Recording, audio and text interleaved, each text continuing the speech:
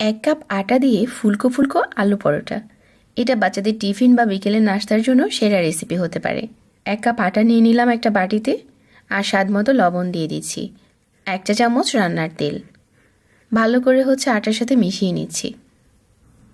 তো এরকম করে তেলটা ভালো করে মিশিয়ে নিয়ে নর্মাল পানি দিয়ে একটা সফট ডো বানিয়ে নিচ্ছি। এটাকে কিছুক্ষণ রেস্টে দিয়ে চুলায় একটা প্যান বসিয়ে আমি এখানে একটা ডিম আর একটা আলু ভালো করে সিদ্ধ করে নিয়েছি। এখন এই ডিম আলুর খোসা ছাড়িয়ে ভালো করে ম্যাশ করে নিচ্ছি। গরম থাকা অবস্থায় ম্যাশ করতে হবে। তারপর দিয়ে দিচ্ছি 1/2 চা চামচ চিলি ফ্লেক্স, ধনেপাতা কুচি আর 1 চা চামচ টেস্টি মশলা আর স্বাদ মতো লবণ। আলুর পুরটা রেডি।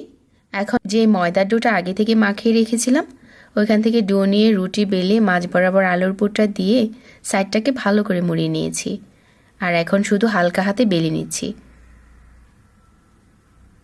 একটা রুটি সেকার প্যানে দিয়ে এপাশ ওপাশ করে হালকা সেঁকে নিয়েছি। আর কিছুক্ষণ পর তেল দিয়ে দিচ্ছি। তেলটা দেওয়ার পরেই দেখা যাবে যে এটা ফুলতে শুরু করেছে। তো এভাবে করে যদি আলু পরোটাটা ভাজেন তাহলে ফুলকো ফুলকো আলু পরোটা আপনি নিজেই বানাতে পারবেন।